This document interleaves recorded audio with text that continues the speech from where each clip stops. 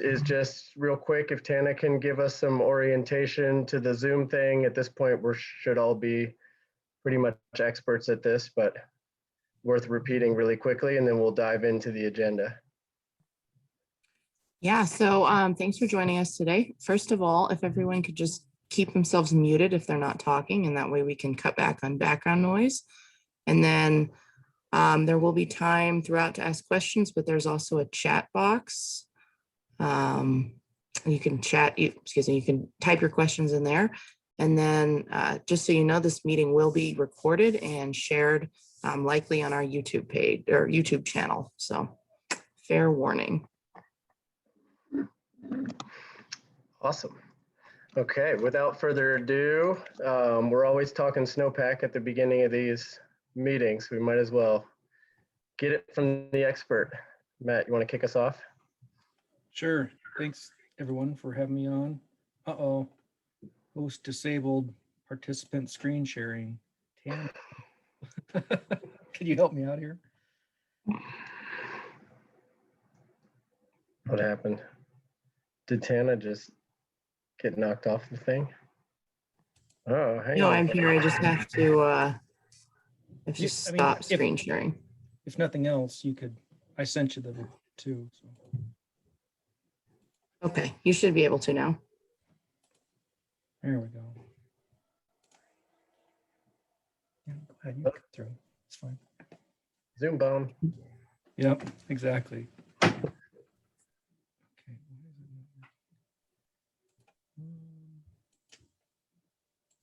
Okay, can you see the report? Yes. Awesome. All right, so this is the Streamflow snowpack report from March 17th. Right now, gauges on the lower river have started reporting data. Freeze thaw patterns continue to kind of show fluctuations in daily stage and discharge values. So you might see the hydrographs going up and down, and that'll level out once, you know, kind of the valley bottoms have melted off and you're not seeing that little influx diurnal fluctuations throughout the day. And upper river gauges should be online. I say as of April 1st, but it might be, depending on conditions, ice conditions, it'll be around that time frame. Might be a little earlier, might be a little bit later. So anyways, if you look at the lower river gauges, you can see through here, I mean, you know, like Maiden Rock is below average, Melrose is above, but again, those are due to those, you know, kind of those localized, maybe tributaries coming in, melting off during the day, and then freezing up back up at night. So it'll definitely go up and down for a little while. Snowpack precipitation, as you guys all know, and sounds like Dean's still in the throes of winter, but February brought some significant winter storms to the Big Hole, which was awesome because we were kind of looking to be in rough shape. However, March to date has been relatively quiet in terms of, you know, snowpack accumulation compared to last month. So currently our snowpack in the Big Hole is about 103% of median, and the Jefferson as a whole is 93% of median. And then precipitation year to date is 97% of the Big Hole and 92% in the Jefferson. And we are approximately 80 to 85% into the Big Hole snow accumulation period, with approximately 1 month left, with peak conditions typically occurring around that April 17th mark, you know, plus or minus. So here's just a chart showing the black line is obviously this water year, and you can see that big raise in snowpack during February. And then you can see through from the beginning of March, we've kind of tapered off a little bump here in kind of mid-March, but yeah, kind of been a little bit stale in terms of snowpack accumulation. And then here's just another chart showing snow water equivalent in the Big Hole, 103%. The west side of the Big Hole is obviously doing a little bit better than the east side.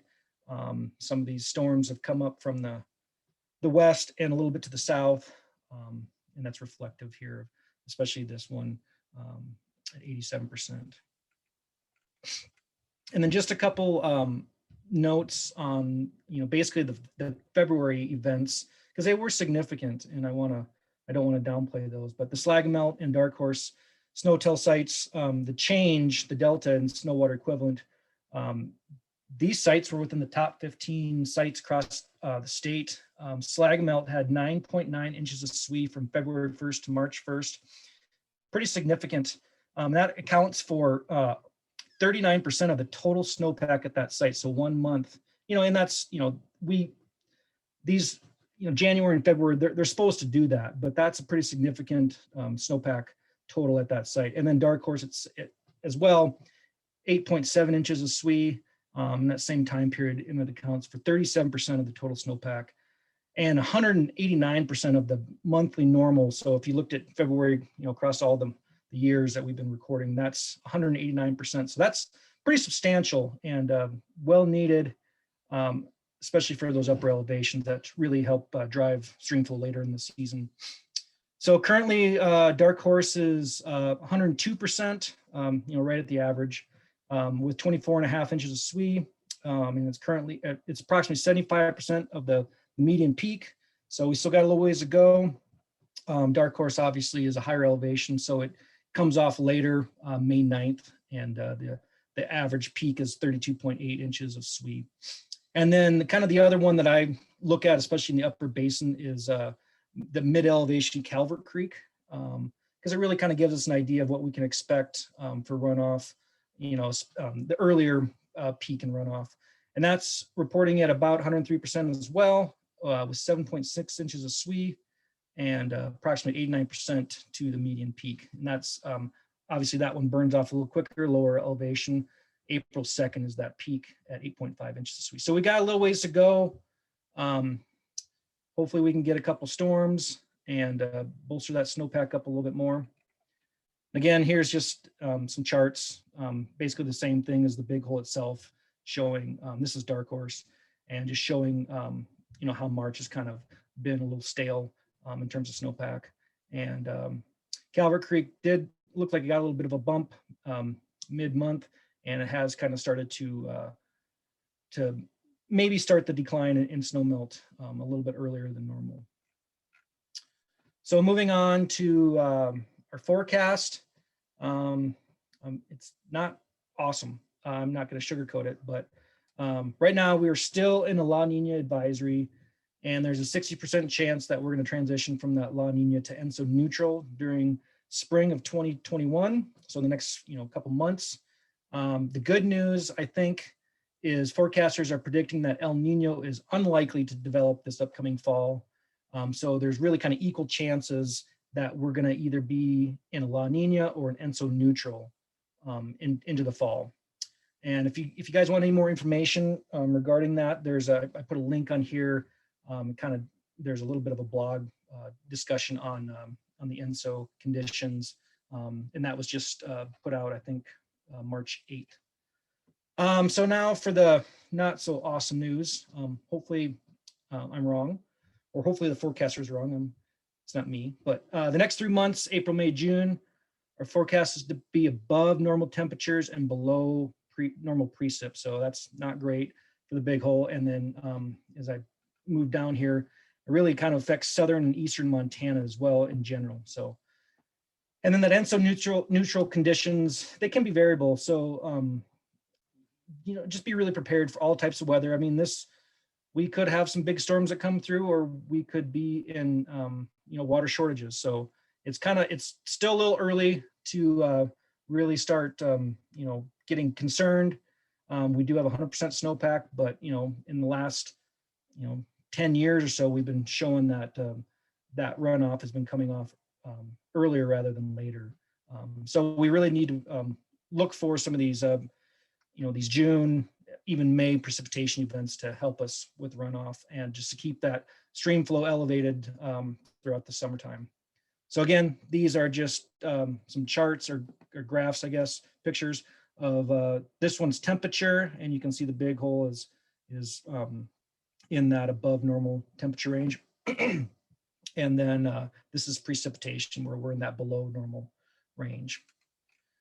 And then moving forward into the summertime and even in September, it's kind of the same deal. Above normal temperatures and below normal precip, not good news for Big Hole in Montana in general. It really kind of shifts up where the entire state is in these conditions instead of just, half of the state. And, again, these neutral conditions can be variable. So let's hope for some more storms and some timely rains as we move forward through irrigation, recreation, and the summer in general. So that is all I have. Does anyone have any questions, comments? I know you're no weatherman, Matt, but have you seen anything in the forecast that, we can be hopeful for in the short term? You know what I mean? I haven't looked recently, but. Yeah, Anything coming up?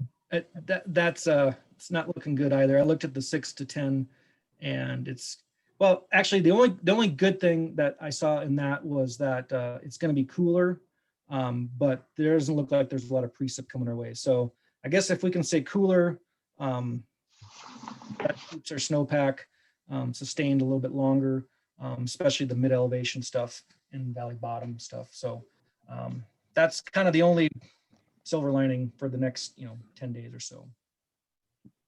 Sorry. I was hoping March was going to be a good month, man. Well, I mean, they say March in like a lamb out like a lion. So, the beginning of March has been pretty nice. And Yeah. maybe it's just a little lagged. Maybe April is going to be the lion. Who knows? It's from everyone that does field work in April. It's not exactly the most pleasant of conditions, but hey, Yeah. you get, and if you got any late season calving, that's not very much fun either if it's really crummy out. So Thanks, So Matt. Matt, when you say 103%, then are you taking the average of all those snow tells? yeah. So Okay. NRCS basically takes all of these. I think there's 8 representative sites, and this is that slag melt one that's not incorporated into that number yet, just because the period of record, they can't generate statistics off it yet. Okay. It used to be a snow course, and now they've converted it to a snow tell. So they have, hourly data and daily data as well. The snow course sites, which that was previously, they would just go up, I think, like once a month, snowmobile in, Right. and take a manual measurement. So, but yeah, again, your question is they take all those values and kind of do an average on that. So. Matt, Steve Lubeck here. When you do that average, are you doing a weighted average? Because obviously Dark Horse Lake is 30 some inches versus 8 inches at Calvert Creek.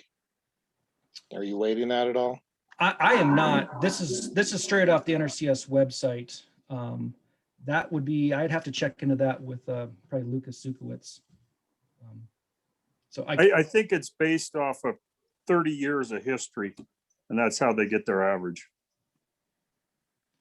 it is. It's 81 to 2010 average. Mhm. Yeah, but my question is, if you're 103% at Dark Horse Lake when it has 30 inches of moisture versus 75%, which isn't the case this year, but if it were at Dark Horse Lake, it's 75% of 8. So if you look at them in terms of weight, the average of those two is going to be significantly higher than if you just take a simple average. I completely understand your question. Yeah. And again, I'm basically just taking this straight off the NRCS website. So I would have to check with Lucas on that. So unfortunately, I don't have the best answer for you right now.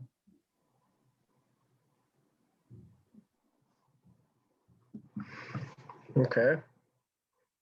All right. Any other weather forecasts, snowpack questions? Awesome. Thank you so much, Matt. Yep. Appreciate you keeping us apprised. I will, Steve, I will definitely check into that though with NRCS and see how that's generated. Yeah, I've always been curious about that. It's a It great could question. can yield some interesting swings, I think. Yeah, I mean, it's really indicative, when you get later in the year and say you get a snowstorm in June and, the average is 0 and then you get 1 inch of snow and all of a sudden it's up to 100%. I mean, those numbers can really get swayed. Yeah. So yeah, I'll check into that though. All right. Um, let me move on to mine then. Start sharing. Cool. All right. So this month, been really kind of the theme of this month for me has been kind of deepening partnerships. So I'll kind of go through those, go through a little bit of legislative stuff that I've been watching, and then look into talk a little bit about the conservation fund. So we are Western students, got in touch with Erica Krutoff, brought some of her students to us. They got really interested and excited about this conservation fund concept, and the students went out and spoke to a bunch of local businesses, and so far the response has been pretty favorable, and we've gotten guide outfitter shops at least saying as soon as you guys are ready, come, let's talk details. People seem pretty excited pretty much across the watershed, so that's really good news. It's great to have just local students doing that outreach for us. It's harder and harder to get out that way until COVID kind of relaxes a little bit. It'll be so we'll be hitting the ground running pretty soon. And then we've got Max Hansen from University of Montana, who's with us here tonight also. And so he's doing a couple things. He's got a project now that he's been doing some interviews with folks just about their experiences with restoration, conservation on private lands. And this summer, we'll be working him into kind of a watershed health internship. I'm working with him and with the DEQ to start the process to delist the French Creek drainage, for them to go back into that basin and reevaluate their sediment sediment contamination, I guess is what they call it. With all the work that we've done over the last 6 or 7 years, that place deserves a re-examination and ideally a delisting. And Max is going to help us kind of figure that out. Turns out the DEQ doesn't have a great roadmap for doing that. They've set up the nutrient, the standards and the criteria in the TMDL, but they actually haven't gone through the process of, after a bunch of work is done, taking those water bodies off of the list. So I'd like to be the first to do that. I think we're set up in a really nice spot with all the right partnerships to do that in the French Creek drainage with FWP. So Max will be a big part of that. Both the BLM and the Forest Service we're in kind of communications with them about MOUs, basically, working with these larger bureaucracies, sometimes a partnership with a local group that can get dollars on the ground faster works out really well for all parties involved. So we're working on those. And then on the Smelter Hills sort of Superfund work front, the Fish, Wildlife and Parks and NRDP are really close to signing a memorandum of understanding. Basically, right now, I've got sort of 2 agency bosses running the Superfund work, and we're just trying to shift it so that FWP really is at the center of the management decisions going on up there for continued restoration. And so by those 2 entities signing an MOU, basically, we'll be working more directly just with FWP for the foreseeable future. So that's really exciting. It just kind of locks in our role up there on the Continental Divide for a longer term. And that'll help us, with partnerships with all the contractors and the universities and the studies that we do up there. One of which, I didn't put it on here, but I might as well mention, one of those studies we did with Robert Powell just got published in Restoration Ecology magazine, and it actually got the front cover of the issue for December. So that's pretty awesome. So I got a byline in there for the Big Hole Watershed Committee as a co-author of that paper. It was a greenhouse study of our restoration efforts on bare uplands. So pretty exciting. Pretty excited about that. And there's more of that type of work underway now with FWP. We're continuing to outreach lower river stakeholders. We're really just looking at the irrigation infrastructure down there, what still needs to be tweaked and improved, where there, head gates needing work, just any opportunities that landowners down there see to improve on just sort of overall water management. We're interested in finding out what their ideas are and putting together a package with the NRCS to bring funding in to support that. And also just kind of generally bringing more recognition to conservation and drought management in that lower stretch of the river. It doesn't quite happen the way it does in all the other sections of the river. So our drought committee really put an emphasis on us reaching out down there. So that is underway, and yeah, it's exciting and complicated all at the same time. Also reached out, had a good conversation with a nonprofit called the Hope Center. They're out of Butte, and they run several facilities in different cities. I think they've got Helena, Great Falls, and actually have a spot in Divide where it's a addiction sort of recovery type center, but it's basically a workforce where folks voluntarily sign up to this treatment program, and a lot of it is really just getting re-engaged into the workforce. They were really excited about the work that we do and have a couple options to offer Ben, basically a labor force, both volunteer and paid, depending on the project. So we'll start kind of developing that partnership out this spring and summer. But that was really exciting, kind of not the typical partnership, but we'll see how it goes. And it might be a real boost for our restoration programs out there, and giving folks a different experience for the type of jobs and volunteer commitments that they have to do anyway. And then lastly, on partnerships, I'll be presenting actually at University of Montana tomorrow evening. And then for the Beaver Work Group, this is a statewide effort to just look at the use of beaver and beaver mimicry in restoration, and just kind of broadly trying to get more acceptance of those practices, within reason, right? And I'm kind of thinking about Dean and getting backhoes stuck in beaver ponds. But it's a kind of an animated group, so it's happening, and we do a lot of that type of work in the right setting, so it's good to be a part of that. And on legislation to watch, the SB 29 is meeting this Friday. Tana, Jim mentioned, I think you might have been off, that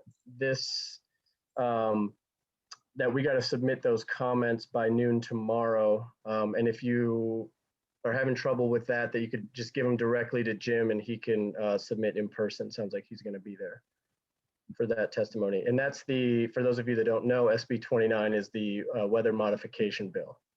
Jim, does that sound accurate? Yes, you bet. Thank you. Okay.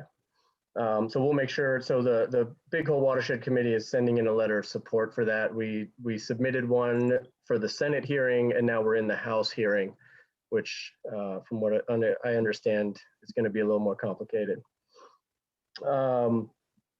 SB 153 is still live. I put a link here to the latest draft, and that was the one that Senator Wellborn is carrying, that was going to transfer management of WMAs and fishing access sites to out of wildlife and to the Parks Committee at FWP, and that got drastically modified. I don't know if Steve, if you're following that one and have any updates on that. I haven't followed it for 5 days or so. Yeah, I haven't looked today. I looked yesterday and the bill had not moved at all. It's still in its original form that it was introduced as, with all the WMA and fishing access site, river rec, all transferred to the Parks Division. It's a revenue bill, so it didn't have to meet transmittal deadline. And I've heard that its sponsor's intention is to amend all of that out, all of the WMA transfers and the fishing access transfers and the River Act transfer would all be amended out of that bill. And it would leave behind a new conservation license requirement for non-fishing users of fishing access sites and non-hunting users of wildlife management areas. And then add 2 commercial people to the Parks Board. But I don't know, it seems like it's an eternity since they've taken any action. It had its hearing, it's sitting in committee, it's still a live bill. Just nothing's official has happened to it. Okay, I guess stand by. okay. Well, we're keeping an eye on that one. And yeah, I think this is the latest draft. It's worth looking at. Let us know if you hear anything and we'll stay on top of it. SJ6 was the little one that I was asked to follow. What this one, it's just a resolution basically, but it's asking, it came from the conservation districts, namely Jeff Ryan with Lewis and Clark, and then a couple others. And what they're asking is for basically for recognition of the need to engage FEMA on floodplain permits. So basically really small restoration projects that won't have any impact on flood heights.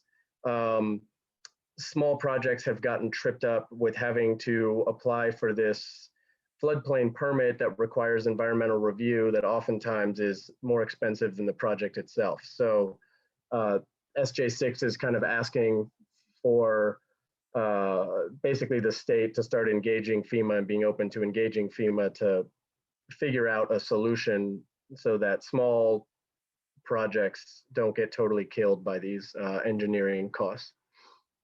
So there was a hearing just a few days ago on that, and I'm just sort of, keeping an eye on it. We haven't been stuck with something like that, but I think if you start working in more mapped floodplains, that becomes an issue. Lastly, I'll just say it was kind of a fun, I participated in NCAT's a soil innovation conference, and which was really just fantastic. One of the better conferences I've seen in a while, just really great insights on soil and soil health, and lots of enthusiasm around soil health, and lots of talk of giving ranchers the right incentives to make sure that we're building soil health in regenerative practices. That was kind of the emphasis. So it was fantastic to hear Senator Tester talking about sniffing and eating soil to a group of conference participants. I made a point to ask a question that I thought would get filtered out a little bit, but it didn't, and he just read it straight out. And so I mentioned the Watershed Committee.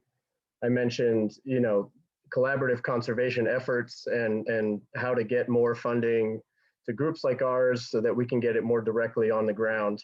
And he was just super supportive of it. And he said, I'm open to ideas, get me something. So that was a nice way to just have a one-on-one with the senator, and just got our organization kind of top of mind for him for a brief second. And lastly, kind of the conservation fund, we're working on getting this thing branded. We've got projects lined up and ready to go and described on the website. And I just signed up for a kind of a subscription service that's going to help us get the word out and get visitors to the Big Hole tuned in to directly funding these projects. So more on that, and I'll be engaging our board with these materials here pretty soon to get feedback on how we roll this out.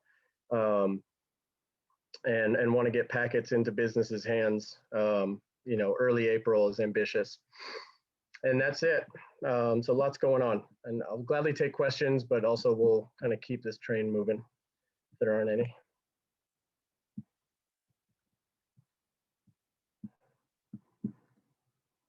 All right. Like that sound, that was a lot of talking. Let's go with the steering committee update. I'll stop sharing. Do we have anything from steering committee I want to bring up? Well, we've met with, this is Jim, we've met with Pedro or talked to him and met with him, and things are going fine. We're working on projects that will help the Big Hole Watershed Committee to stay more sustainable. So we're coming right along, and feel that Pedro's been pretty aggressive, and we're backing him to this point.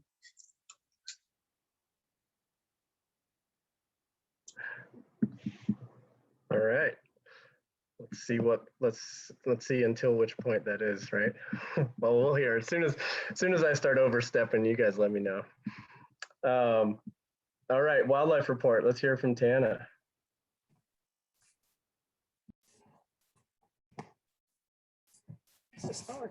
All right. So first, I just want to remind everybody, if you don't already, to sign up for our newsletter at bhwc.org and follow us on social media. We're on Facebook, YouTube, Instagram, and Twitter. And also join us for, third Wednesdays for our monthly public meetings, now on Zoom. All right, so we have loaner toolkits available for livestock producers and Big Hole residents to borrow. And these include tools for both livestock loss prevention and bear safety. You can see some of the tools we offer pictured here. And if anybody is interested in learning more or trying out any of these tools, just get in touch. And then our livestock carcass composting removal and composting program is underway for the spring. We got the truck out from the Centennial, and we're now providing, we borrow it from the Red Rock Lakes National Wildlife Refuge, and we now are providing carcass removal March through May. It's free of charge, but donations are accepted. And we do this to reduce predator attractant on the landscape and to keep predators honest and working for their meals. And just so you know, producer information is always kept confidential, so we won't share any information about your livestock operations or mortalities. And to arrange for carcass removal, you can call or text our wildlife tech, John Costa. He's up in Wisdom. His number is there on the screen, and he will come out as soon as he can to pick up your carcasses. And that's all I have. Dean or Jim, do you have anything to add? Or anyone else about wildlife? I know that John's already picked up a few carcasses lately anyway. Good. This is Jim. This is Jim. Do you have anything else, Dean? No, I don't. Okay. There was a grizzly caught on a game camp up Browns Lake last fall. So they're coming around.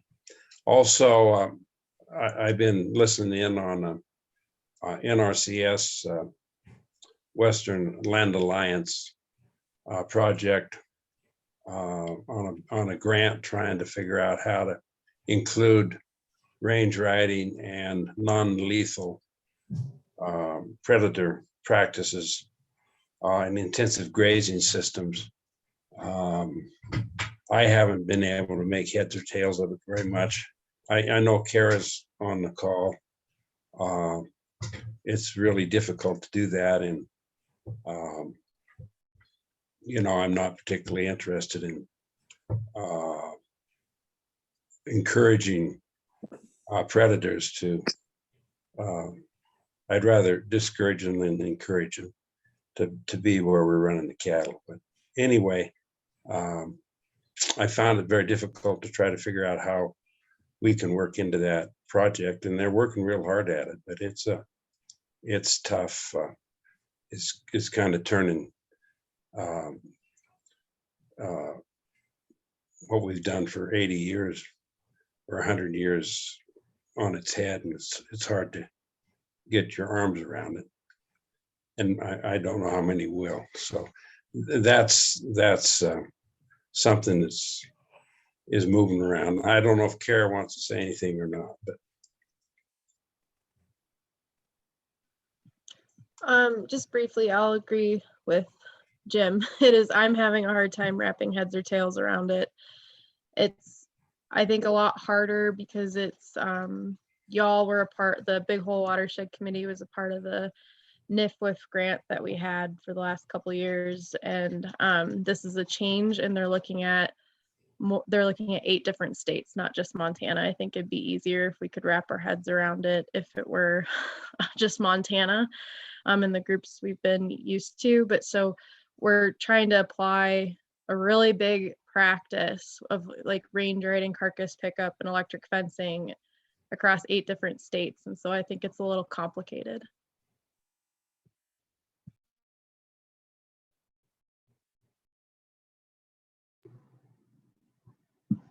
Yeah, that does sound complicated. Well, keep us in the loop as if you can make heads or tails of that. Okay. Should we move on? Anything else on wildlife? Just wanted to mention, I read Vanna's article in the Big Hole Breezes about the moose with the long nails. I forget the scientific term for it, but it was neat to see Dean out there and you guys doing that. So I thought it was a cool article. Feel bad for the moose, walking around like that. Anyway, that's all. It was a fun day, and I definitely thank Dean and his boys for helping. It was a big, Yeah. that was a big part of it. And all post-treatment reports are that the moose seems to be getting along quite well. So. Oh, good. Awesome. Cool. Well, Ben, you want to keep it going here with all the restoration update, and then I'll be ready to start talking weeds. Awesome. Well, cool, guys. I'm Ben Laporte, programs manager. If I haven't met you before, anyway, give you an update on what's been filling my days.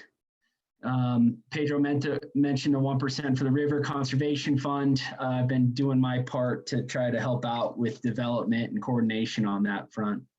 Really what that means for me over the last month was some project pages, updates on our website. So if you go on our website, go on our project pages, it'll have a new look to it and a little bit more organized. And, I think we think it's going to help us roll out the 1% for the river. We're going to roll that out and it's going to be a smooth rollout. So anyway, I'm pretty proud of what the website looks like right now. We're still going to work on it as we go through it, but that's been an effort. Pedro mentioned the lower river irrigation infrastructure. This has been a pretty big learning curve for me, going through, the ins and outs of what it takes to be an irrigator and what that looks like. And it's been pretty neat. I'm pretty fascinated by how it all works and how it all ties into the greater system. But mainly I've been working on outreach, contacting some of the folks down there. I've contacted maybe a couple of you guys on the call, and we have another, long list of folks to reach out to, but we're working on outreach. And this month I've also gone on some site visits and toured around some ranches and looked at their irrigation and what they have going on there. So we'll be working on that as we go through the spring and summer months to gear up for our fall application. Another big things, our Pennington Bridge restoration project is underway this week. We're calling this the phase 1 project, and that's the photo that you're looking at here on the right. I took this yesterday, and basically to give you a summary of the project, originally I was calling it, we were going to pull out this point bar, but we're really not pulling out this point bar. We're really reducing the elevations of it, pulling out a lot of the cobble, but it's still going to function as a depositional feature and a point bar, but really alleviate the bank that's on the right there.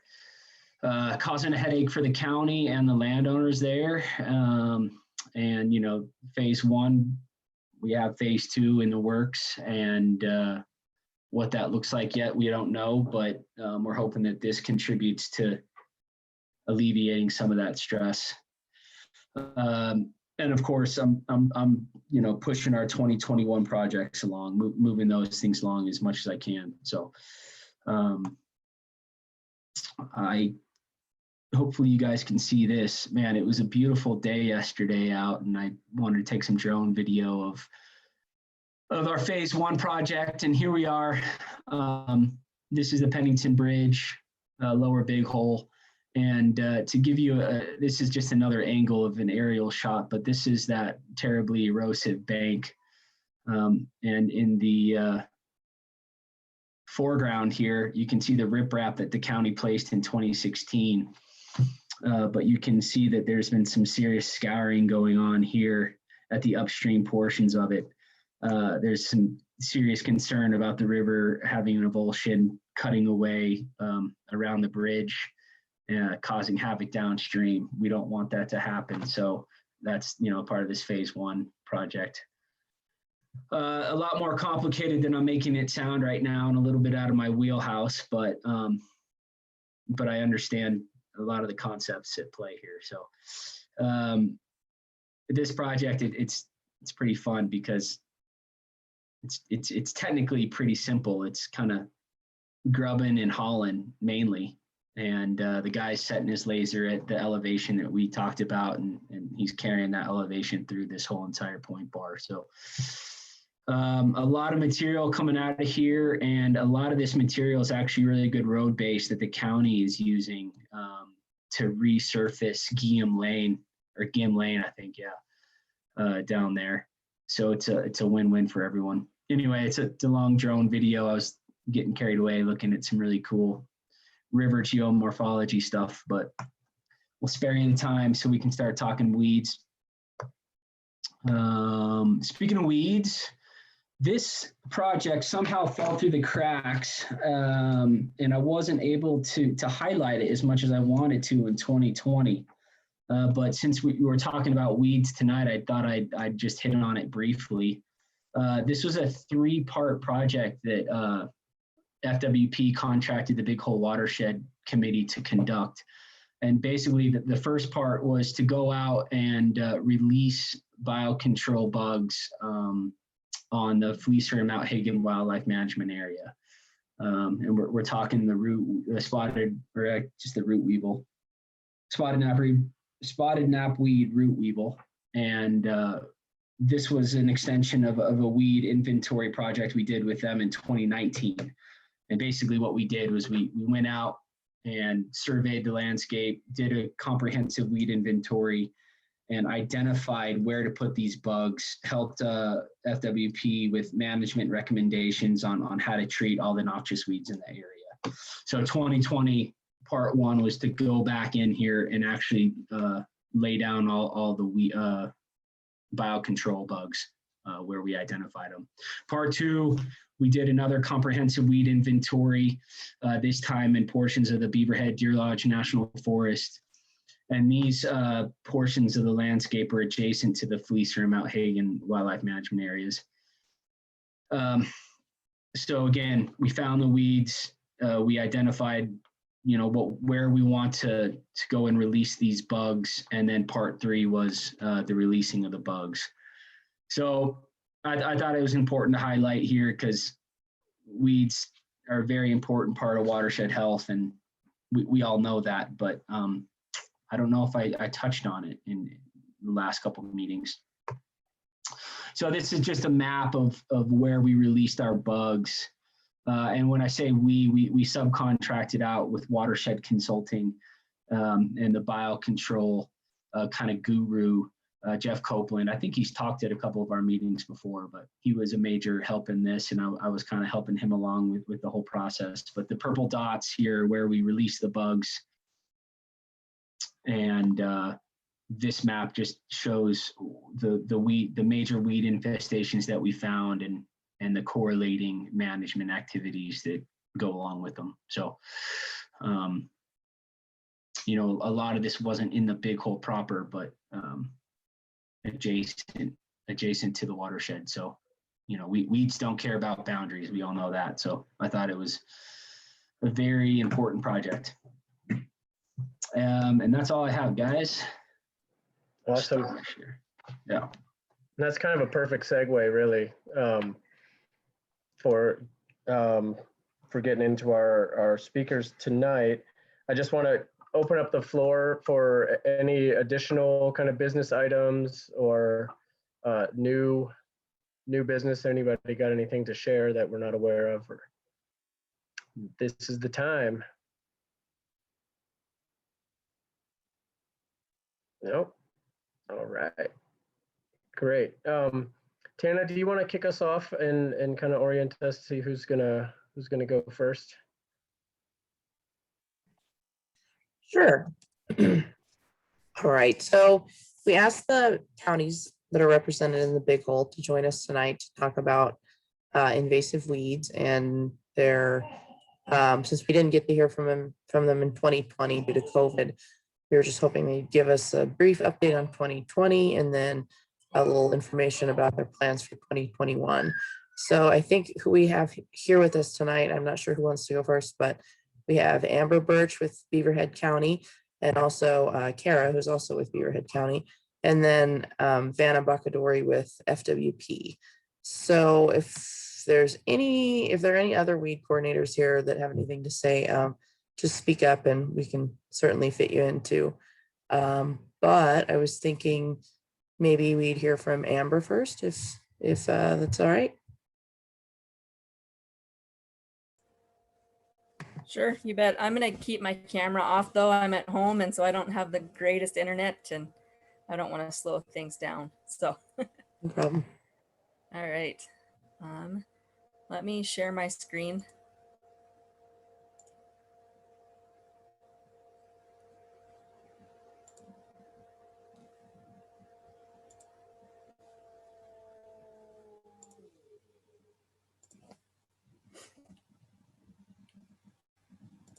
You guys see that?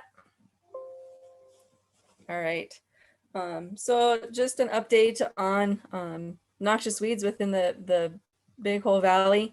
So I'm the coordinator for Beaverhead County Weed District. Kara Maplethorpe is my assistant, and I'm very grateful to have her as my my right hand gal, because we make a pretty good team, and I really appreciate her support and help and ideas and all that kind of stuff. So this is a photo from Weed Whacker Ball a couple years ago. I like the photo. It shows kind of what we do that night. So for 2020, we held 13 spray days in the Big Hole Valley, all the way from Wisdom down to Divide, Glen, Melrose, and Burma, and then quite a few in Wise River as well. We were able to treat 281 acres through the Noxious Weed Trust Fund project grant award that we got through the Noxious Weed Trust Fund through Department of Agriculture. So we had a commercial applicator that treated the river corridor and then also some of the Wise River corridor as well. We were able to provide weed information to be put into the Wise River community newsletter. So it's a great avenue.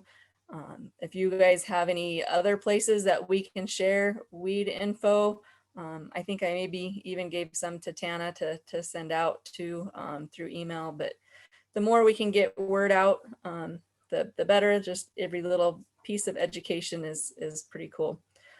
So rush skeleton weed. If you're not familiar with this plant, my next slide, actually, I have a couple pictures of it.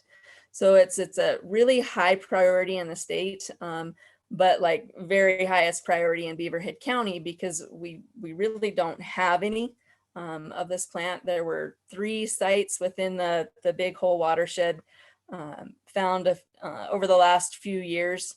One of them is at the Mystic Lake Trailhead that was found by one of the Forest Service employees. And then Minor Lake Road, right where the BLM and state did or have been working on a timber sale. One of the BLM gals identified, found rush skeleton weed. So we're very grateful that she found that when it was just a couple of plants. And then our crews, Laura Smith, who's based out of Wisdom, she found a single plant right on the side of the road on 278. So those are plants and sites that we try to keep an eye on and make sure that we don't have any plants coming back. EdMaps, I think you've heard me talk a little bit in the past about EdMaps. It's a tool that can be used for early detection. Rapid response is probably the best use for it. I can't say, and I'm sure Kara would agree with me and be proud of me that I'm saying this, that it's not necessarily a mapping tool for everyday operations. It's a good tool for, or the best use of it that we see is for those individual plants or odd plants that are out there. If you take a point on EdMaps of a species, it gives you the opportunity to take a picture. You can take that picture. It actually, as soon as you upload it online, that EdMaps will send me as the weed coordinator in Beaverhead County, anything that's identified in Beaverhead County, I get an email with a link to the picture so that then I can see it and say, yeah, that's it. We need to take care of it. We need to respond to it. Or I can say, I don't think it is. Maybe we need to look at it actually in the field or that kind of thing. So it's just another tool for us out there. So this is what rush skeleton weed looks like.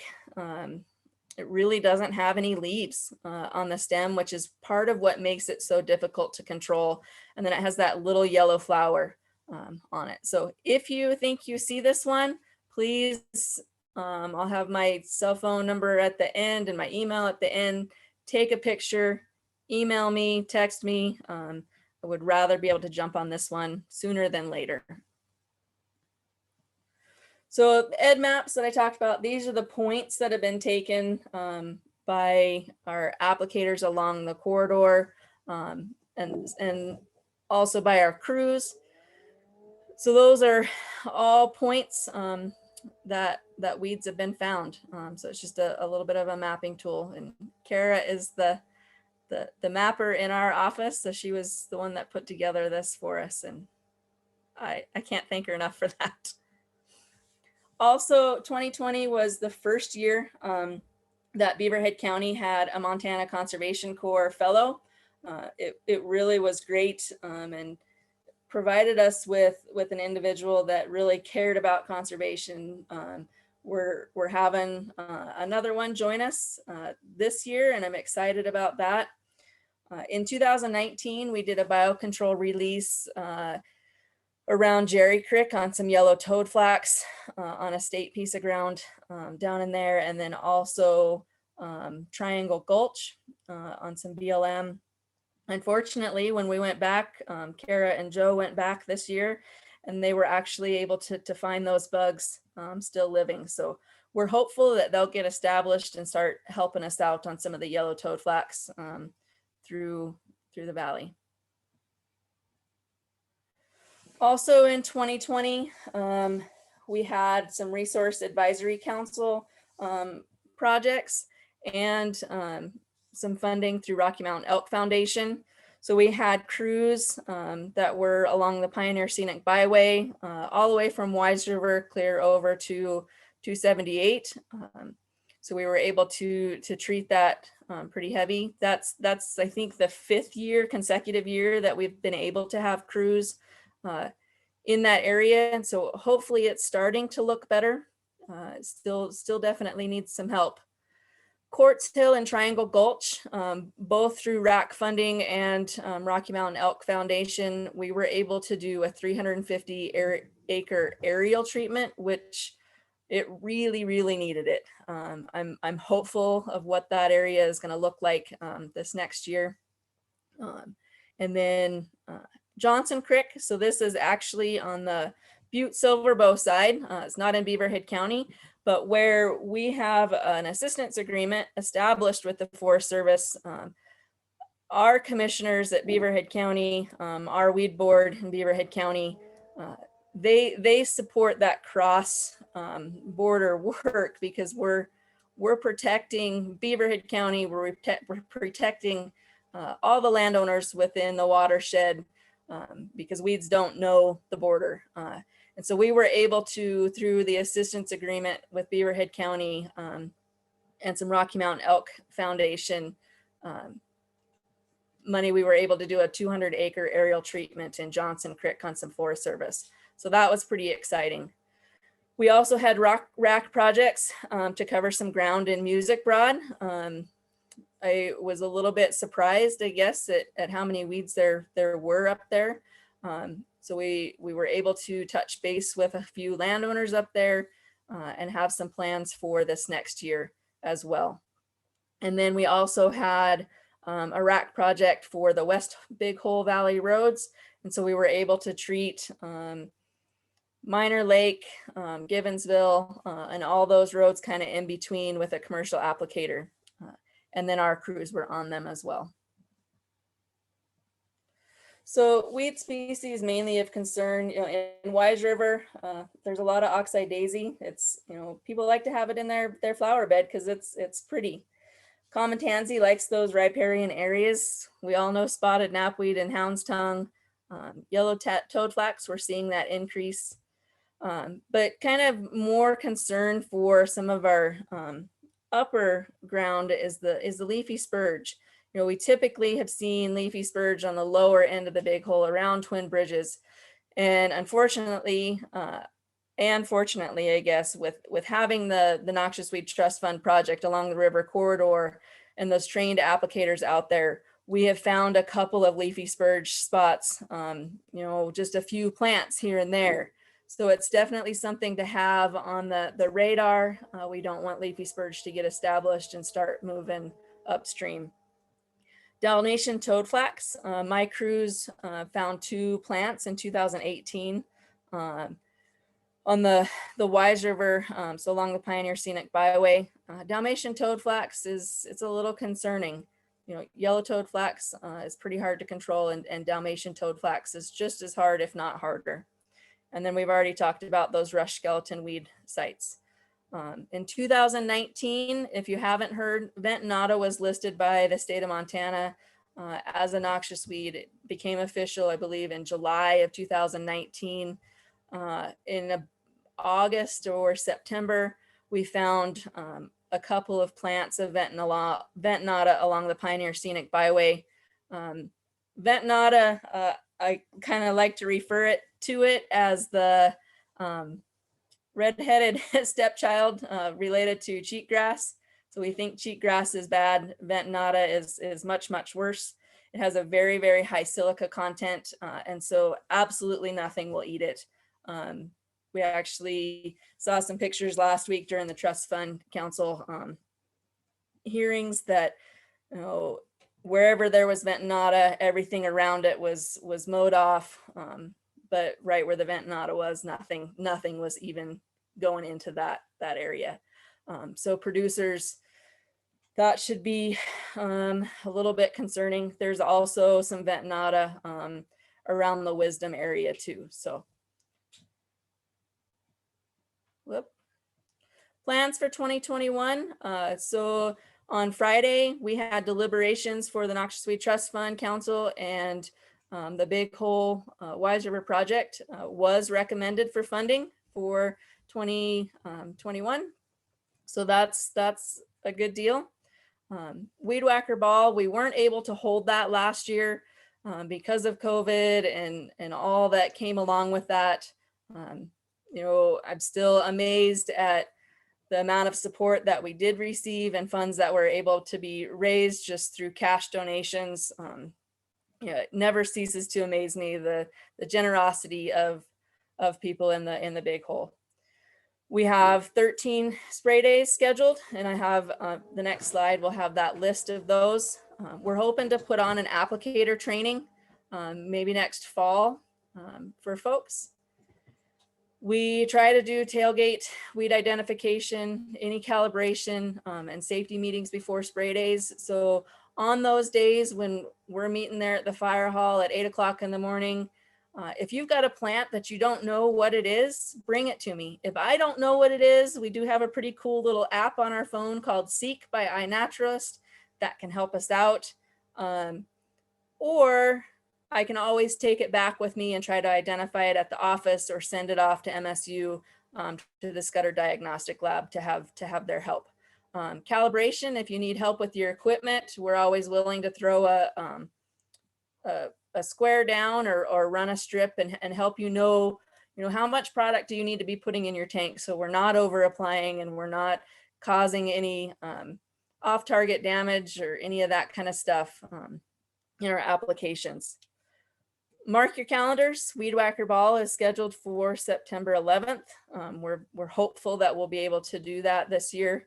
And then we've also submitted a rack proposal with a couple of our priority areas, being the Pioneer Scenic Byway, some roads around Wisdom and the Battlefield, kind of that area.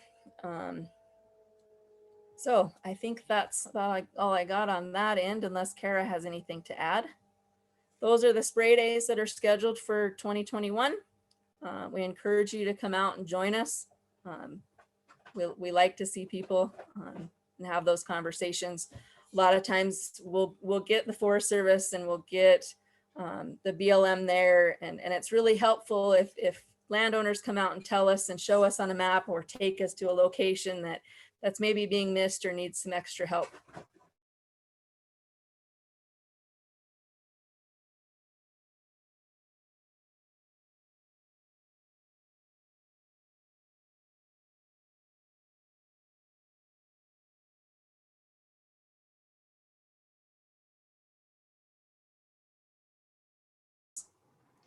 Be happy to answer any questions. Thank you, Amber. Amber, I wanted to know on these spray days that you have, how would folks know, kind of, do you meet, where do you meet, and how does it kind of go down? Because we can help get the word out to folks through. So each of those days we have a typical meeting location. And what I'll do, Pedro, is we'll put together that we have it started, but we'll make a list specific to the Big Hole and get that to you that you guys could share and disseminate that information for us. Okay. Yeah. So you kind of gather everybody in a central location around where you're going to spray. We try to, or at least be staged in one area. Okay. Yeah, to start with, and then that gives us the opportunity to have those conversations and get folks started and know where we need to be for the day. Great. Okay. Well, let's see how we can support your efforts in getting the word out to people. Awesome. And anything we can do on that front, we're interested to help.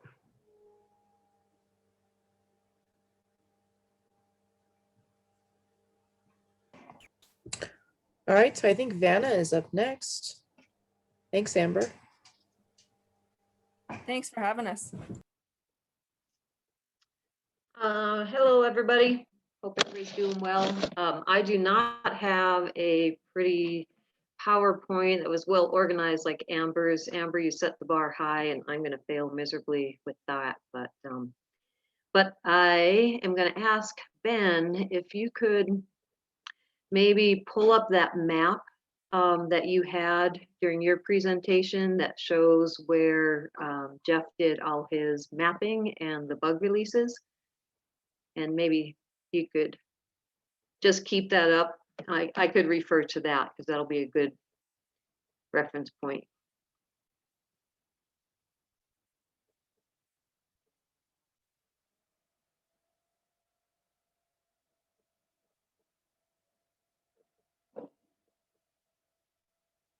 I'm not able to see it on my screen yet.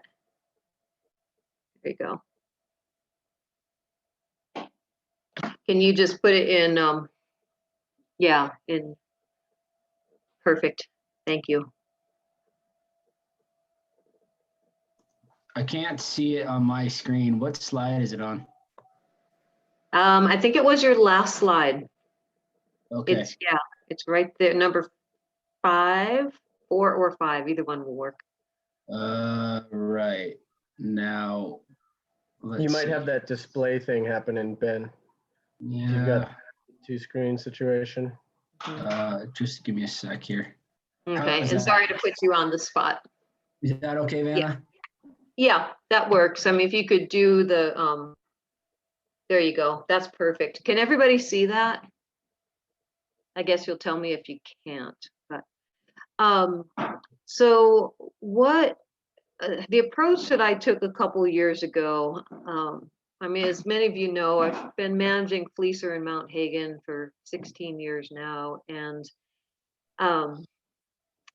in the beginning, a lot of the weed management really fell to our maintenance supervisor. And some of you may recall Fred King. And after Fred retired, we've gone through a couple of different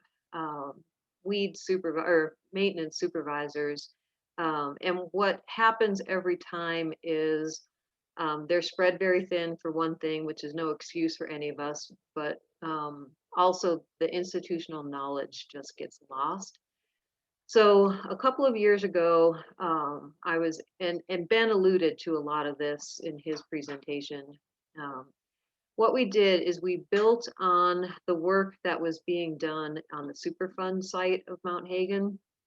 And we just took that basic model of weed management, and we applied it. We were able to get money from Natural Resource Damage Program. And so therefore we had to apply it to the WMA acres that were within the upper Clark Fork watershed. So that still amounted to quite a few acres of Mount Hagen and a portion of Fleecer game range, if any of you know the McGinnis property and High Rye. So what we did is I hired, or FWP, hired Big Hole Watershed, and so Ben, and then in turn, Big Hole Watershed subcontracted with Jeff Copeland, and Ben and Jeff did a very rigorous baseline inventory of weed presence within the Mount Hagen and Fleecer acreage that's within the upper Clark Fork watershed. And so what that did was to establish an inventory, a record of, at this point in time in 2019, this is where we have weed infestations. But it was more than just mapping. It further classified each one of those infestations, and it classified them by management action. Are they, can they be contained? Can they be eradicated? I mean, what's the best way, what's the best amount of energy to put into? Some of them are so large that if we can contain them from growing ever bigger, that's the best thing. Eradication is not really a realistic option. So each one of those patches, in addition to being tied to the map with a georeference point, it also had a management control action tied to it, whether it was containment or eradication. And then it further had a treatment tied to that. So what was the best treatment to implement that management action? Would it be herbicide? Would it be biocontrol? Would it be hand pulling?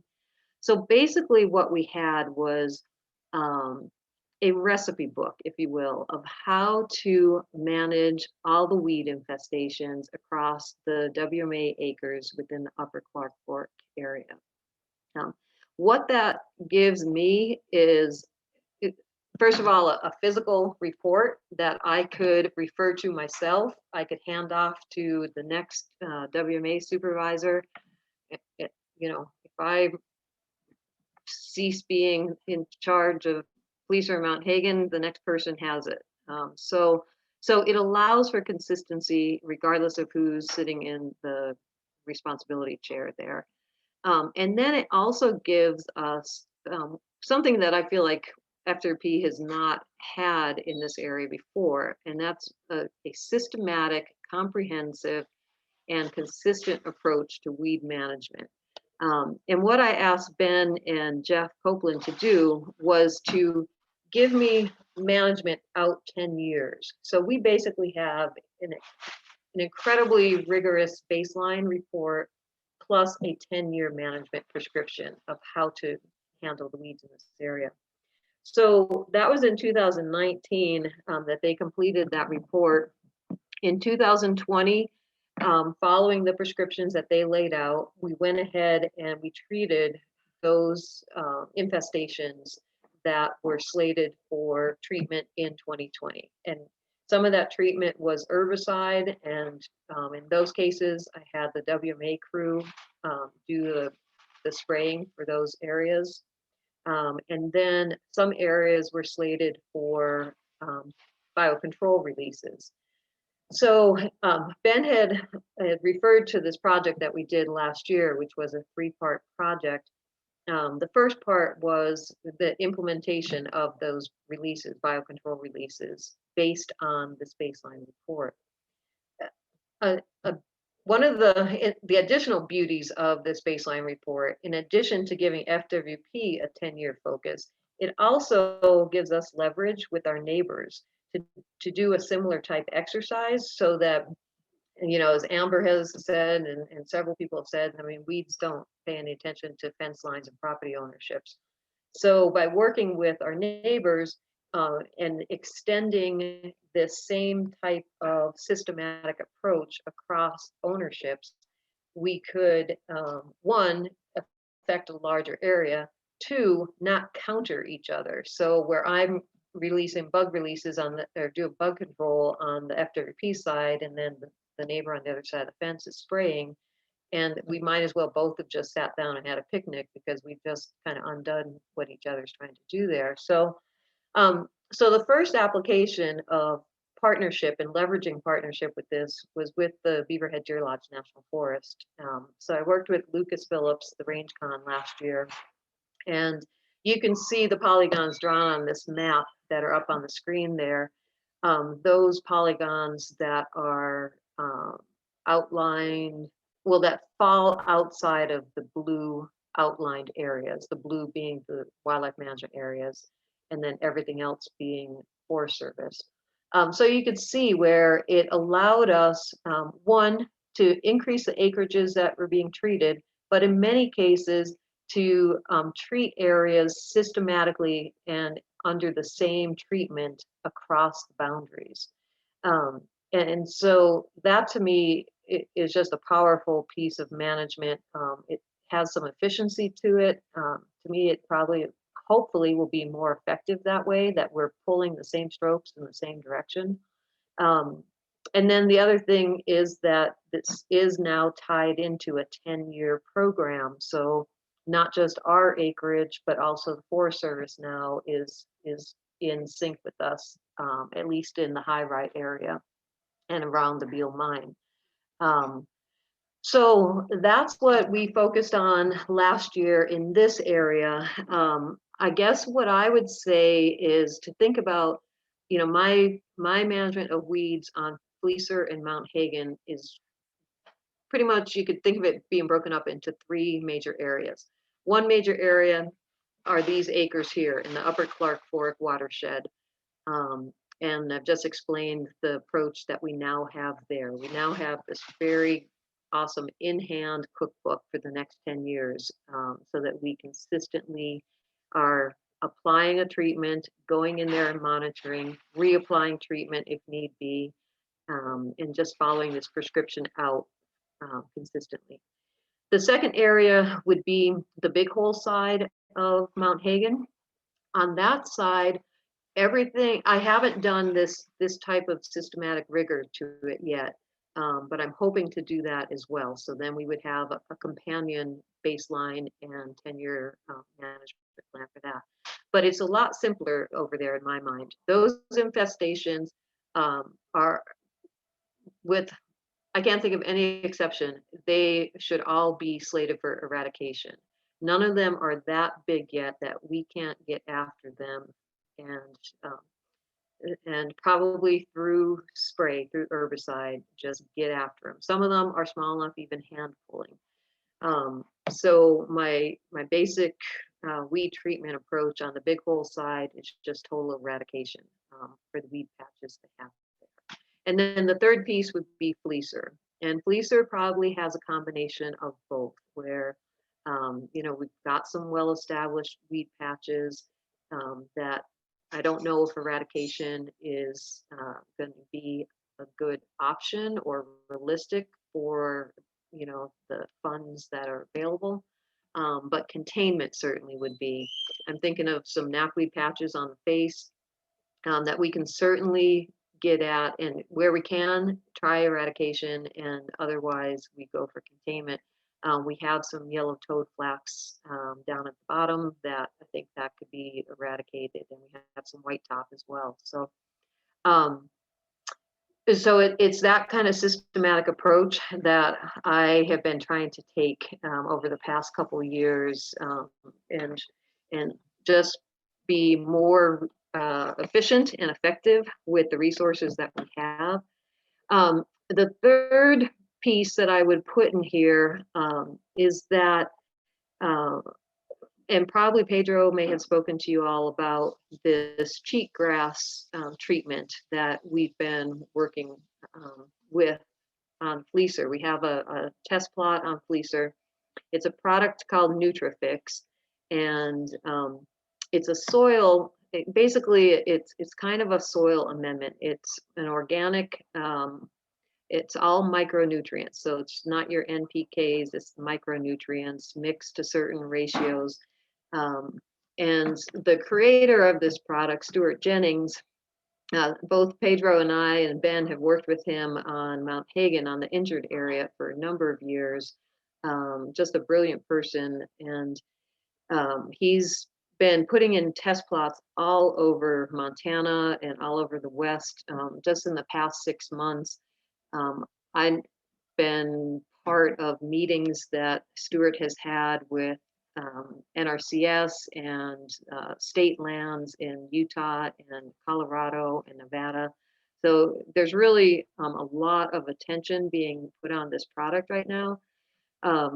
Hey, I'm not sure exactly where it's at with the marketing and the purchase ability for your average person to just, go get a bag of it off the shelf. Nutrifix is the product name.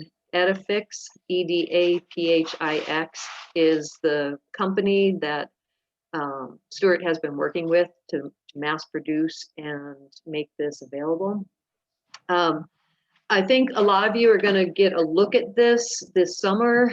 The range days that are being put on this summer. Chuck Maddox had gotten in touch with Stuart and I about including fleecer and the test plots there as one of the stops on the way, so that Stuart can talk about this product and its application and implications and whatnot. But I would say that the results that are coming off fleecer and other places in Southwest Montana that I've seen have been very promising. There's 2 different forms of this. It's either in a pellet form or in a liquid form, and the application rates seem feasible. The nice thing about the granular form is you don't have to depend on precipitation. You could just put it on the ground whenever. And the basic principle is that you have all of these micronutrients available that these early season grasses like cheatgrass will basically overconsume and blow themselves up, for lack of a better term, and then it kills the cheatgrass out. But then nutrients get re-released, and your native, it's best if you have a native component already available to take advantage of that gap in those nutrients. But if any of you, come June, July, want to take a look at those test plots on fleecer, I put them in with Stuart 4 years ago.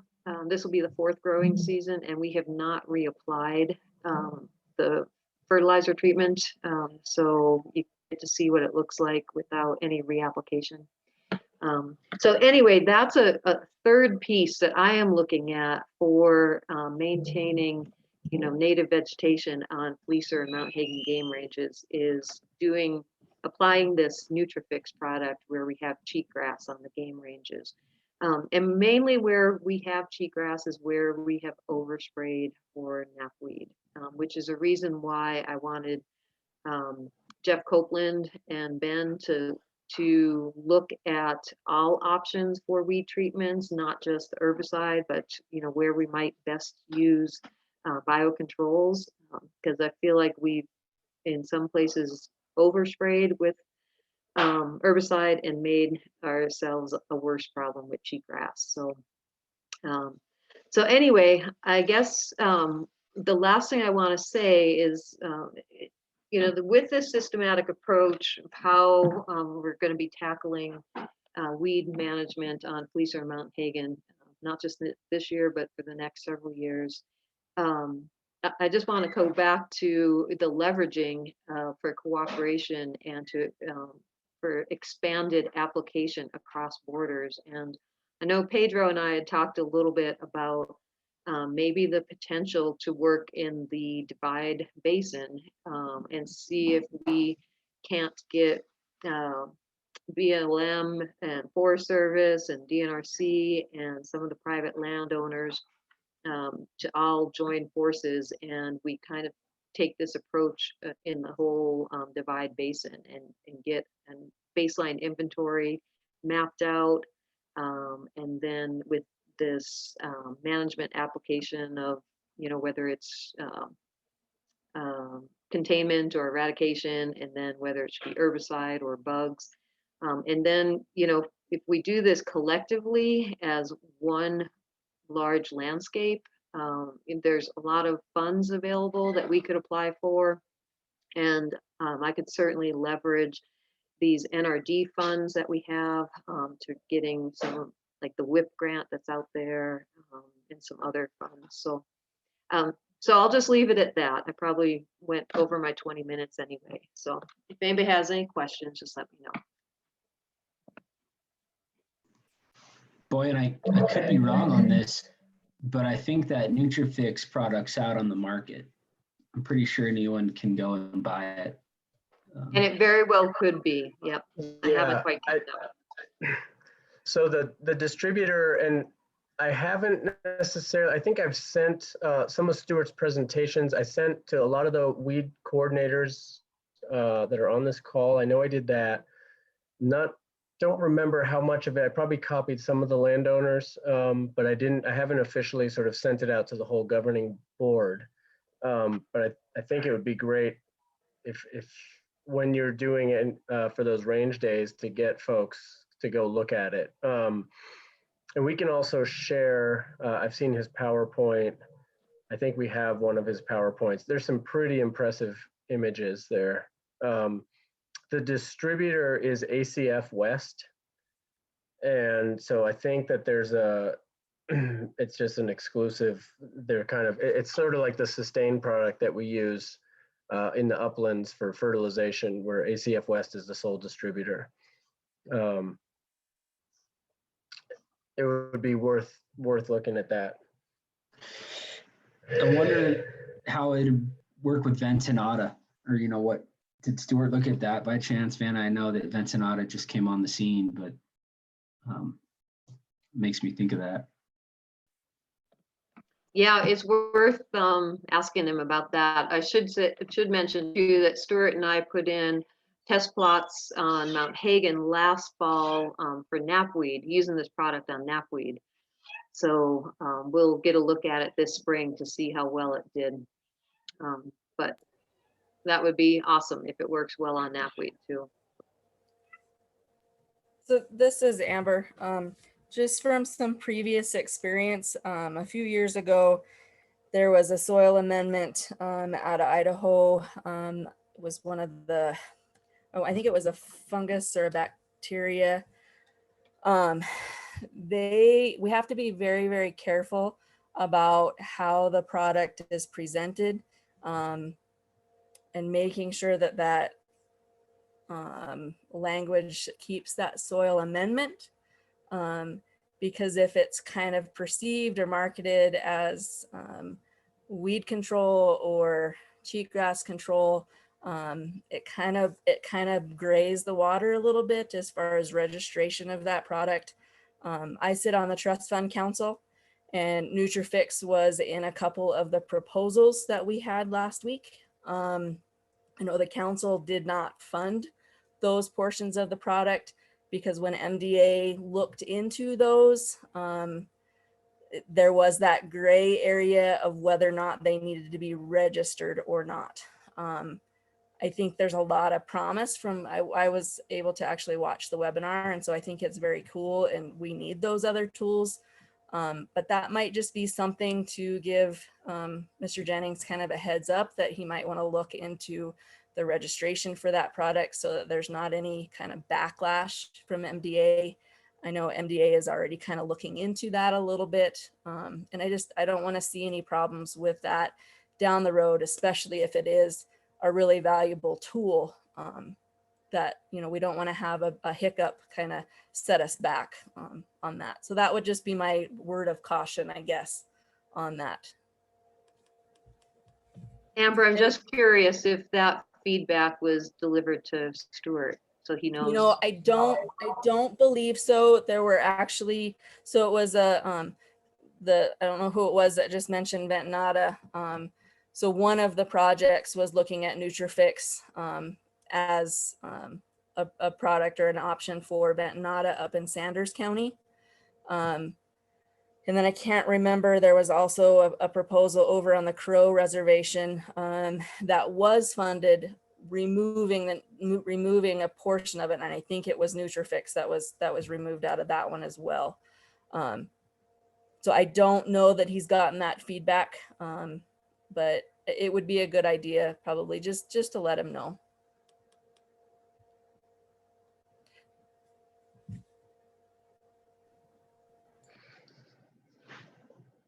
Yeah, I'm curious about, just to follow up. So, Vanna's got this, I guess the idea is really kind of continuing on this methodology that we've been able to do a couple times now of setting up this 10-year management plan. And the Divide Basin in particular is going to fall outside of Beaverhead County, but I'm curious to hear from Amber and Kara kind of just about your guys' process for sort of prioritizing weeds and how you go about it, and how what Vanna's talking about, how does that kind of sit with your guys' process, and if it's worth pursuing something like that. I mean, from our position as a Watershed Committee, we're happy to help, kind of fill coordination gaps or help kind of bring folks together to get these comprehensive plans laid out, depending on the need out there. Yeah, so we definitely don't have anything as systematic as what Vanna has, and it's very intriguing, and a pretty neat approach to it. I think our typical approach is to meet with agencies and meet with those partners to see where our problem areas and make priorities and focus areas based off of that. But I kind of like the idea of doing kind of a longer term. I think we kind of do it in our head, but it's not as official and mapped out as what Vanna does. What's the experience also? No, that's great to hear, because it seems to, I mean, Van and I, we've worked together for over 10 years now, and I think we think alike in some senses as far as having these game plans to sort of walk through. What's the experience out there with the WIP grant? That's something that's come up, and it's something that we, the committee has capacity to go after, manage, and work with partners on something like that. But how do you all see that? And I think, Kara, maybe you've had some experience with that grant, and I don't, so I'm totally flying blind on this thing. Kara and I we both have experience with it, and in different ways. And I'll let Kara talk about her into. I sit on the WIP Council, representing the Weed Control Association. So I've seen that side and kind of what the council is looking for in projects. They are a beast of a project. There's a lot to them, both up front and then through the 5 years and then beyond in the monitoring. But really Vanna's approach in that multi-year pre-planning, having that, it really, in my opinion, and Kara can correct me if I'm wrong, but it really does fit into kind of how that grant program is designed. So Kara, I'll let you add to that. Yeah, it is a beast of a grant. The Centennial Valley Association applied for it in 2019. We received the funding in 2020. And then Amber and I applied through the weed district last year, and we've received the funding for this year. It doesn't allow for any overhead, admin, anything. It has to be all for on the ground. So any of our reporting, monitoring cannot come out of the grant, which is kind of a buzzkill, if you will, especially for someone at like a group as small as CVA, and even for the weed district. Kind of is frustrating, but the funds there really are going to make allow you to do a lot of work on the ground. Your Mount Fleecer project has mapping protocol, or you guys have mapping outlined, have a lot of like the steps that they're going to want to see early. You're kind of already there instead of trying to make up a project real quick.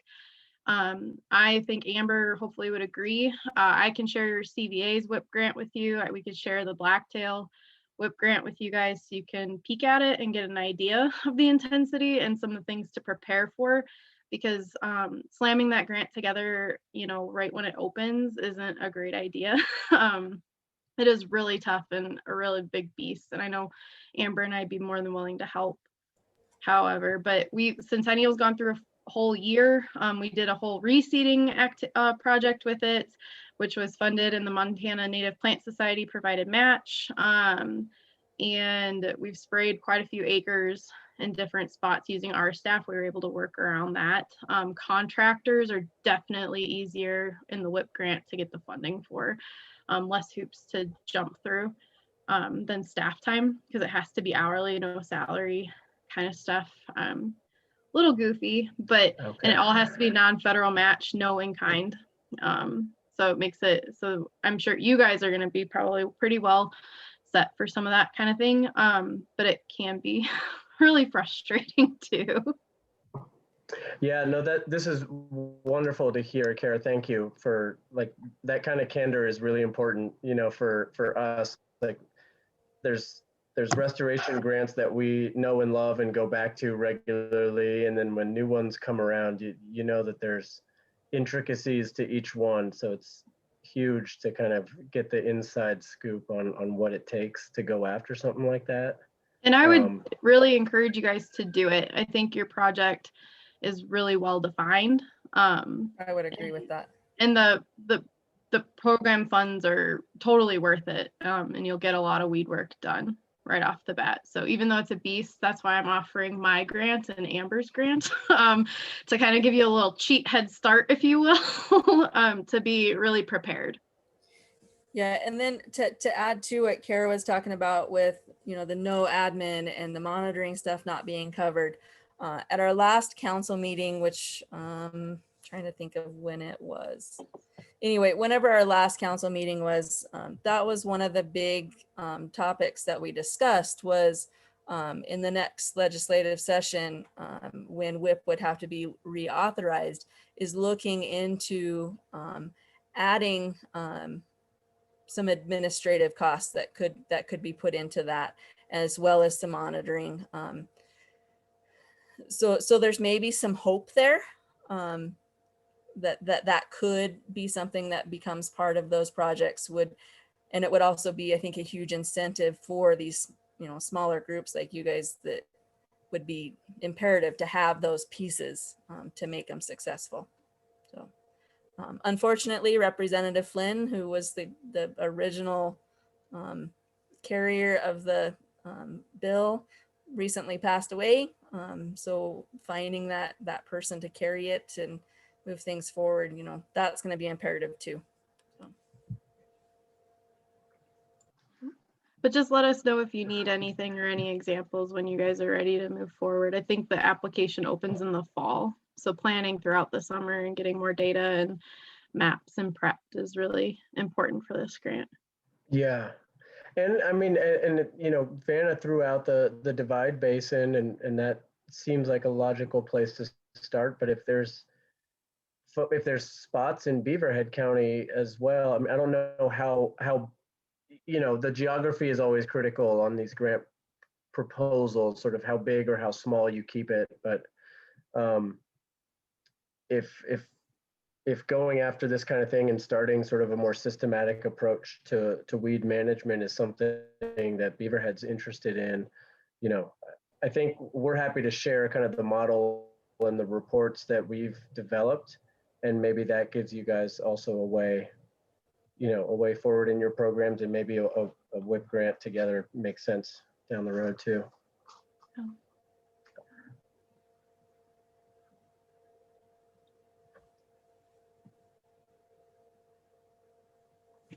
Awesome. Any other comments about or questions to our presenters? Weeds, weed control.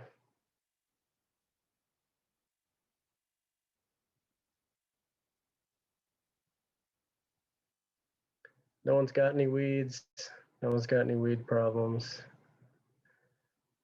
All right. Cool. Well, you know, we'll certainly continue this conversation and reach out to you guys. Thank you, Amber. Thanks for joining. Thank you, Kara and Vanna, for your insights and all the good work that you do out there. Anybody closing statements, or anyone has anything else to say? Max, it was great to see you here. I'm glad you getting some of your interviews done, and looking forward to building a program with you here for the summer. And all right. Okay. Well, yeah, absolutely. Do you want to maybe there's a good chance to just say hi to everybody too. Introduce yourself and what you're all about. Hi, everybody. I'm Max. Yeah, I'm a student at University of Montana. I am doing some work right now. Hoping to talking to some landowners, some people who actually live in the watershed, and really enjoyed the conversations and get to know people so far. It's been a lot of fun. Talked to Dean, I've talked to Jim so far. Looking forward to continuing, and also just getting out in the field this summer and out in the watershed. I look forward to it. You know, I come from a bit of a different background, and so I'm looking forward to getting exposed and learning from you all and your perspectives. I guess that's kind of what I have to say. That's my version of an introduction. Right on. Thanks, Max. So yeah, Max came in. It was on a tour with a university class that came up to look at our Superfund work, and I think what we were doing up there maybe slightly blew his mind, and you know, he kept inquiring about what more he could get into and learn about, and he got really jazzed up about it. And I love feeding enthusiasm, so here we are. Cool. Well, so for the good of the order, I guess, unless anyone else has anything to add in, we'll call it a meeting. Thank you again to our presenters, and we look forward to seeing everybody in April. And in April, we are talking, I'm going to forget here. Grizzly bears. We're talking grizzly bears in April. So we'll see you guys then. Thank you very much for joining. Thanks, everyone. Thanks. Have a good night. All right.